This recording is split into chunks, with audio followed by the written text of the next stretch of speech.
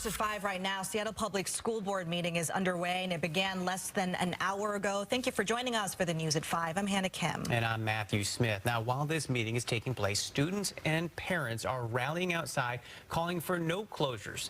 Remember, just last week, the school published a possible closure list that included up to 21 schools as they scramble to fix a $100 million plus budget shortfall. Fox 13's Alejandra Guzman has been speaking with parents since that announcement was made. She's joining us from that rally. Allie. Hannah, Matt, I can tell you that things have significantly quieted out here. I mean, take a look. This is just a few of the lingering parents and students, those young voices, that many of them have actually stepped inside. There is a huge overflow inside the John Stanford Center where parents are trying to listen in on this board meeting. We know that as many as 118 parents signed up.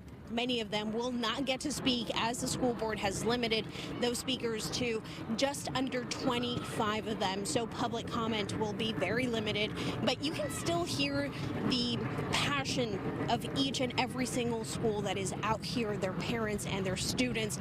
There is a lot of uncertainty. I mean, this is their latest effort to try and halt the closure of 21 schools. We're now learning studies show the impacts can be long term.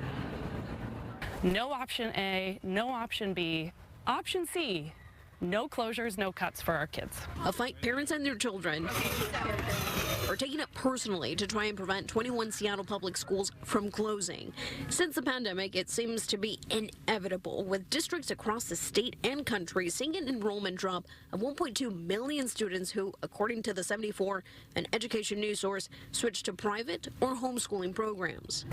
It's really been a whirlwind. I am heartbroken. I am devastated. SPS dropped the news on parents via email a week ago. Many of them still trying to cope. Their school is on the list.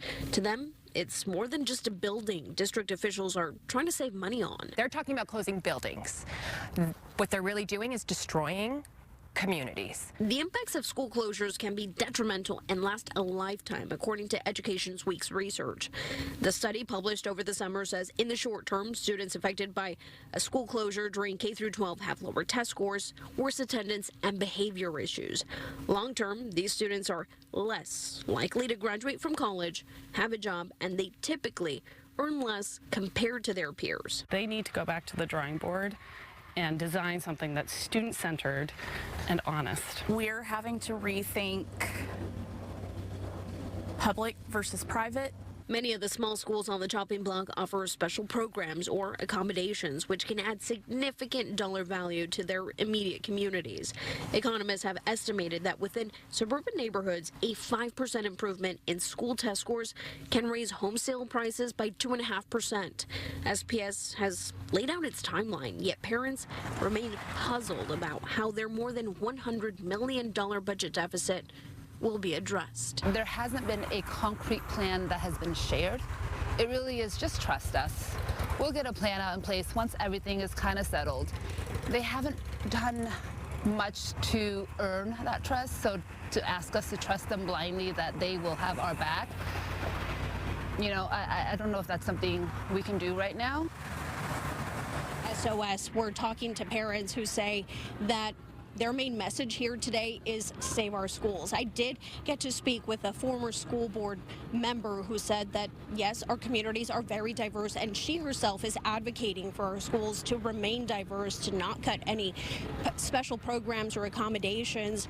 But she herself says that there is a chronic underfunding of our public schools. We know that their meeting will be going on through the evening. Fox 13's Jennifer Dowling will continue this coverage, but in the meantime, the next school board meeting is scheduled to be in October, with September 24th being one of those key dates when the school board is supposed to roll out more information on this plan. Of course, Fox 13 will continue to follow this and keep you posted on these potential closures of 21 schools. Alejandra Guzman, Fox 13 News.